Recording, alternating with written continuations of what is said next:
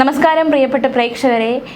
കൈവിരലിൽ മോതിരം കുടുങ്ങുന്ന ഒരുപാട് വാർത്തകൾ നമ്മൾ കേട്ടിട്ടുണ്ട്. പക്ഷേ വിവാഹ ദിവസം വധുവിൻ്റെ വിരലിൽ മോതിരം കുടുങ്ങിയിരിക്കുകയാണ്.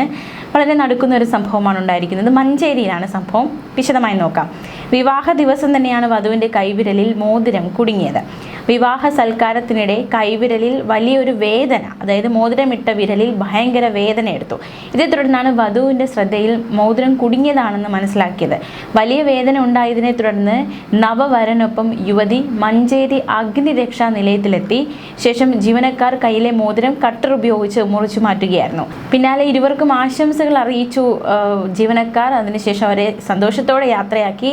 ഉബൈദുള്ള MLA സഹോദരപുത്രിയായിരുന്നു വധു. എന്തായാലും വലിയൊരു വേദന ഉണ്ടായി. ഈ വിരലിൽ ഭയങ്കര വേദന ഉണ്ടാകുന്നു. പിന്നാലെ ശ്രദ്ധയിൽപ്പെടുന്നു, അത് കുടുങ്ങിയതാണെന്ന് മനസ്സിലാക്കുന്നു.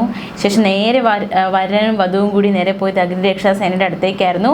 മോതിരം വിരലിൽ ഉടക്കിയ ഈ വാർത്ത കേൾക്കുമ്പോൾ നമുക്ക് മനസ്സിലേക്ക് വരുന്ന മറ്റൊരു വാർത്ത കൂടിയുണ്ട്.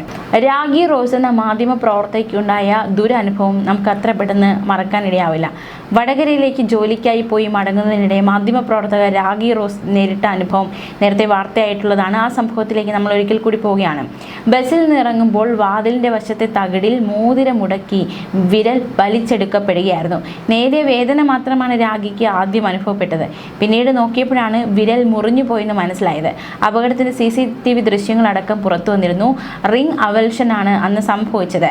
മോതിരം ഏതെങ്കിലും വസ്തുവിൽ കുടുങ്ങി ബലമായി വലിച്ചെടുക്കുമ്പോൾ ചർമ്മം, രക്തക്കുഴലുകൾ, ഞരമ്പുകൾ, ചിലപ്പോൾ അസ്ഥികൾ എന്നിവയ്ക്ക് സംഭവിക്കുന്ന ഗുരുതരമായ പരിക്കാണ് റിംഗ് അവൽഷൻ. ഇത് ചിലപ്പോൾ വിരൽ പൂർണ്ണമായും അറ്റുപോകാനും കാരണമാകും.